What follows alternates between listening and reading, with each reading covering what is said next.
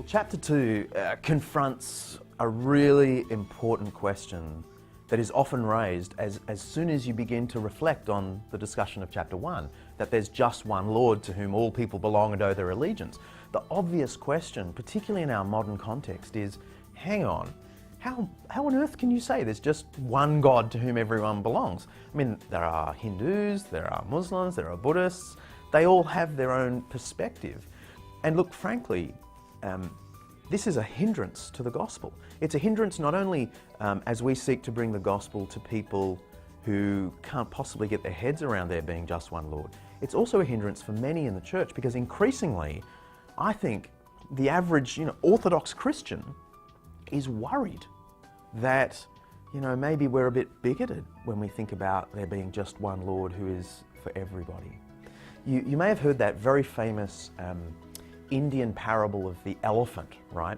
And this is often shared with me in contexts of casual conversation, but also once recently in the class on world religions I teach at Macquarie University. My student said, that Indian parable, where 5 blind men are called to an elephant and they inspect the elephant, and each has their own perspective.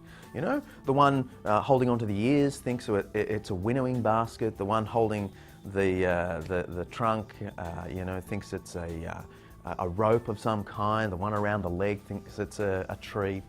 And they end up having a fight.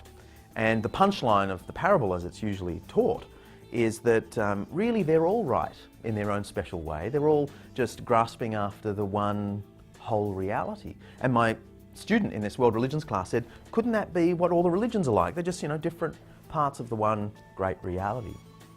What my student didn't know, and I had to try and point this out very kindly, was that the original version of that parable was told by the Buddha, Siddhartha Gautama, in a passage of the Tripitaka called Verses of Uplift. And he told it with the opposite point. His point was not that everyone's got their own perspective and they're all right in their own kind of way. His point was all of the religious perspectives around India in his day were wrong. Because the gurus of India in the time were like blind men who thought it was a tree trunk, who thought it was a winnowing basket, who thought it was a rope, when it was an elephant.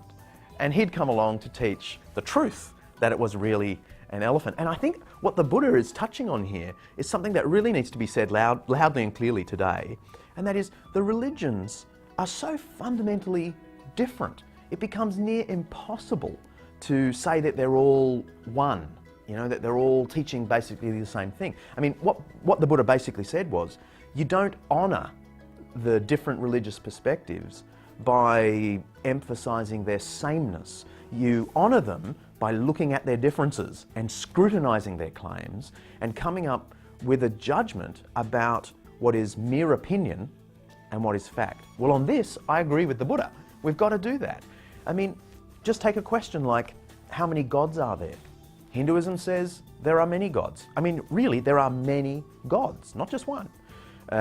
Islam teaches that there is just one God, right? Now, I've never been good at maths, but even I can tell you, if there are many gods, there can't be just one God at the same time. And the Buddha makes it more complicated because originally, the oldest form of Buddhism said there's no God worth worrying about, right? So if there are many, there can't be one. If there's one, there can't be many. And if the Buddha's right and there's none, there can neither be many nor one. It's a real problem. There's a massive contradiction here. And we could go through the teaching on the afterlife in Hinduism, Buddhism, Judaism, radically different, not shades of difference, absolute contradictions. Or how you get to know God. If you just compare the Islamic view and the Christian view of how you get to know God. In the Islamic view, you atone for your own sins through your prayers and your charity and so on. In Christianity, it's the opposite. You can't atone for your own sins. Jesus atones for you on the cross. These are radically different. In fact, they're not different, they're contradictory. So in the end, we cannot say, there are multiple lords, you can take your pick, or even that they're the same Lord ultimately.